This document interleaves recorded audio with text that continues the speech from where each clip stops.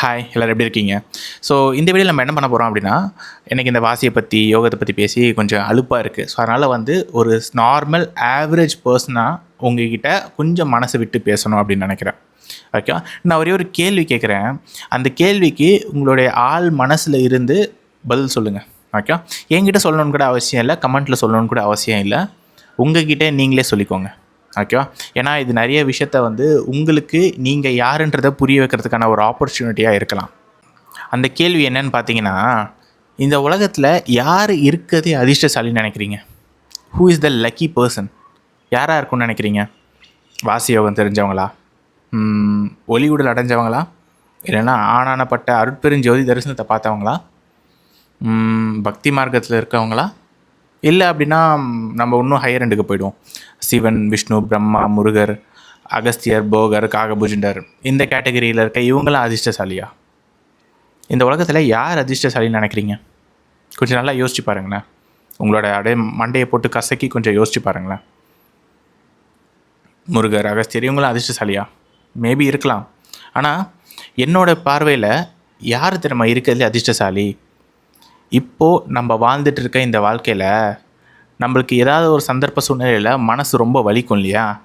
அப்படி வலிக்கும் போது உங்களால் யார் முன்னாடியாவது கூச்சமே இல்லாமல் கதறி அழுக முடியும் அப்படின்னா நீங்கள் தான் இருக்கிறதுலே அதிர்ஷ்டசாலி.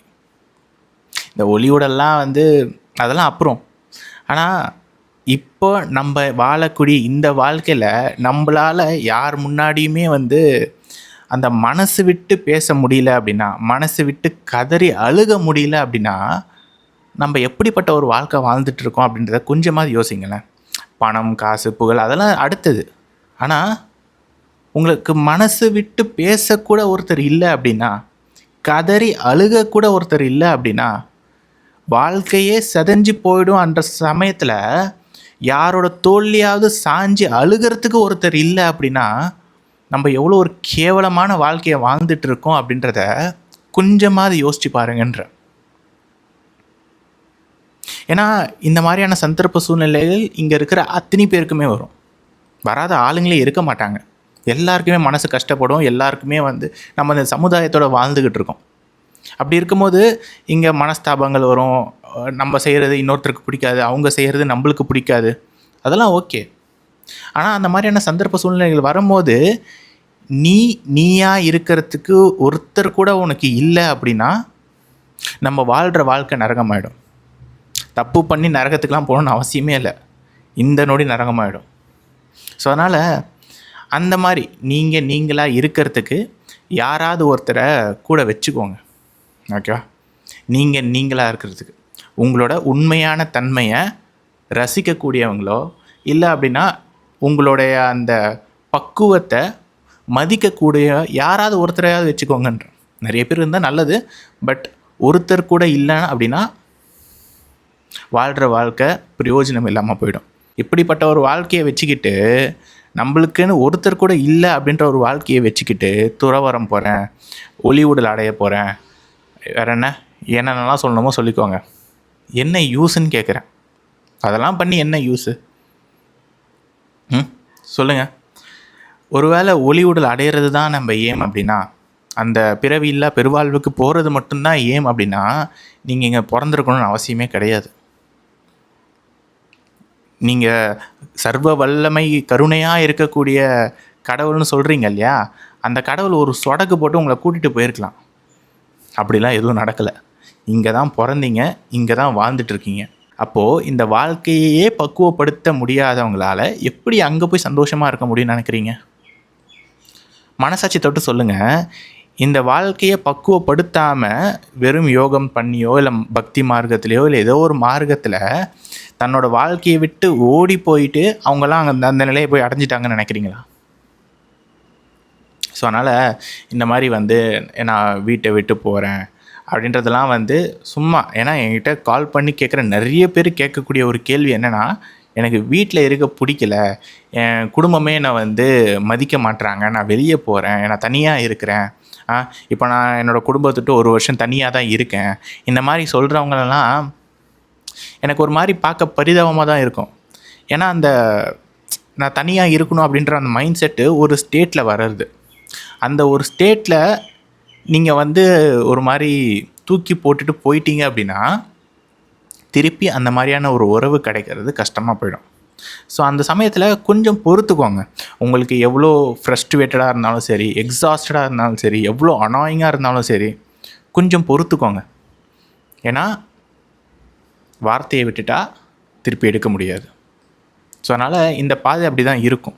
நம்ம ப்ராக்டிஸில் இருக்கும்போது அது அப்படி தான் இருக்கும். ஒன்றுமே பண்ண முடியாது. இங்கே வெளியேற சொல்கிறவங்கலாம் இது என்னமோ வந்து ஒரு பெரிய உன்னதமான ஒரு பாதை, மகத்துவமான ஒரு பாதை, அப்படியே வானத்திலே அப்படியே பறப்பீங்க அப்படின்லாம் சொல்லுவாங்க. எதுவுமே உண்மை கிடையாது. அதெல்லாம் முழுக்க முழுக்க பொய். கிடையவே கிடையாது. இந்த பாதை தூக்கி போட்டு அடிவாங்க வைக்கும். ஸோ அதனால் இந்த மாதிரி வந்து ஆனந்தமாக இருக்கலாம், இன்பமாகவே இருக்கலாம் அப்படின்லாம் வந்து கிடையவே கிடையாது. அதெல்லாம் எதையும் நம்பிக்கிட்டு இருக்காதீங்க. அந்த ஆனந்தமாக இருக்கிறதுலாம் ஒரு சின்ன ஃபேஸ், ஓகேவா? அந்த ஃபேஸ் ரொம்ப நாள் நீடிச்சு வச்சிருக்கு அப்படின்னா புரிஞ்சுக்கோங்க, நீங்கள் வளரவே இல்லை, அதே இடத்துல உட்காந்துட்டீங்கன்னு அர்த்தம். ஆனால் ரொம்ப ஃபாஸ்ட்டாக வளர்கிறவங்களுக்கு கண்டிப்பாக பிரச்சனைகள் ஏடாகூடமாக வரும், ஓகேவா? இல்லை எனக்கு அந்த ஸ்பேஸ்லேயே, அந்த சின்ன ஸ்பேஸ்லேயே இருக்கு, நான் வளரணும்னு அவசியம் இல்லை, இப்போ நான் சந்தோஷமாக இருக்கேன், எனக்கு இதுவே போதும் அப்படின்னு நினச்சிங்கன்னா வாழ்த்துக்கள், தயவு செஞ்சு அப்படியே இருங்க. நான் கலாய்க்கிறதுக்காக சொல்ல, நான் உண்மையிலே சொல்கிறேன். ஒரு சமயத்தில் வாழ்க்கையே உங்களுக்கு தேவையான விஷயத்தை கொடுத்து அடுத்த கட்டத்துக்கு போகிறதுக்கு சிச்சுவேஷன்ஸ் ஏற்படுத்தி தள்ளி விடும். அந்த சமயத்தில் போங்க. நீங்களாக வாண்டடாக போயிட்டு ப்ராக்டிஸ் பண்ணிக்கிட்டே இருக்கீங்க, அடுத்த கட்டத்துக்கு போய்கிட்டே இருக்கீங்க, மேலே போய்கிட்டே இருக்கணும், இந்த மாதிரிலாம் போனீங்க அப்படின்னா வரக்கூடிய பிரச்சனையை சமாளிக்கிறதுக்கும் நம்மளுக்கு தைரியம் வேணும். தைரியம் இல்லை அப்படின்னா இப்போ சந்தோஷமாக இருக்கீங்கன்னா அப்படியே வாழ்ந்துருங்க. வாழ்க்கை உங்களுக்கு சிச்சுவேஷன்ஸ் ஏற்படுத்தி அடுத்த கட்டத்துக்கு போகிறதுக்கு உங்களை புஷ் பண்ணணும். அந்த சமயத்தில் போங்க, ஓகேவா? ஏன்னா தெளிவாக புரிஞ்சுக்கோங்க, இந்த வாழ்க்கை அப்படின்றது மாறக்கூடியது தான். இன்றைக்கி நீ சந்தோஷமாக இருக்க அப்படின்னா நாளைக்கும் இருப்பியான்னு தெரியாது. இன்றைக்கி துக்கமாக இருக்கலாம், நாளைக்கு சந்தோஷமாக இருக்கலாம், அதுக்கு அடுத்த நாள் சந்தோஷமாக இருக்கலாம், அதுக்கு அடுத்த நாள் துக்கமாக இருக்கலாம். இதை சொல்ல முடியாது. அதனால் இன்றைக்கி நீ சந்தோஷமாக இருக்க அப்படின்னா அதை அனுபவிக்க கற்றுக்கோ, அதை என்ஜாய் பண்ணுன்றேன்.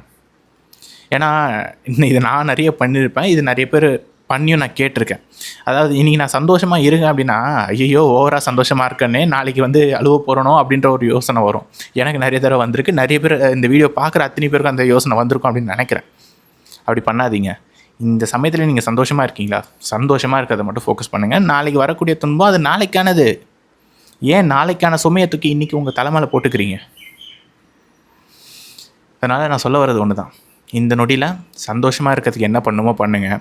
உங்களால் முடிஞ்சுது அப்படின்னா உங்கள் மனசு விட்டு எந்தவித கூச்சமும் இல்லாமல் யார் முன்னாடியாவது கத்தி அழுகிற அளவுக்கு யாராவது உங்கள் வாழ்க்கையில் இருந்தாங்க அப்படின்னா அவங்களுக்கு நன்றி சொல்ல பழகிக்கோங்க. அப்படி யாரும் இல்லையா, அப்படி இருக்கிற ஒருத்தரை உங்கள் வாழ்க்கையில் சேர்த்துக்கோங்க. வாழ்க்கை இப்போ வாழ்கிற வாழ்க்கை சொர்க்கமாக இருக்கும். இல்லை அப்படின்னா கஷ்டம். நான் சொல்ல வர்றது உங்களுக்கு புரியும்னு நினைக்கிறேன். ஸோ அண்ட் இன்னொரு விஷயம் என்னென்னா, ரொம்ப நாளாக கேட்டுட்டு இருந்த ஒரு வீடியோ, ஜீவசமாதியை பற்றியும் ஆஸ்ட்ரல் ப்ரொஜெக்ஷனை பற்றியும் வந்து நாங்கள் கோர்சஸில் வீடியோ கொடுத்துட்டேன். ஸோ வேணுன்றவங்க வாங்கி யூஸ் பண்ணிக்கோங்க. நிறைய டீட்டெயில்ஸ் கொடுத்துருக்கேன். ஸோ அதனால் மறுபடியும் நீங்கள் கேட்டிங்க அப்படின்னா எனக்கு தெரிஞ்சு ஒரு மணி நேரத்துலேருந்து 2 மணி நேரம் கண்டென்ட் வரைக்கும் கிடைக்கும், ஓகே? அந்த வீடியோ சின்னது தான், ஆனால் உள்ளே கொடுத்துருக்க கண்டென்ட் நிறைய கண்டென்ட்டை ஷார்ட் பீரியடில் கொடுத்துருக்கேன். ஸோ மறுபடியும் கேட்டால் தான் உள்ளே வந்து அந்த ஸ்பாட் அடித்து உங்களுக்கு தேவையான விஷயம் கையில் கிடைக்கும்.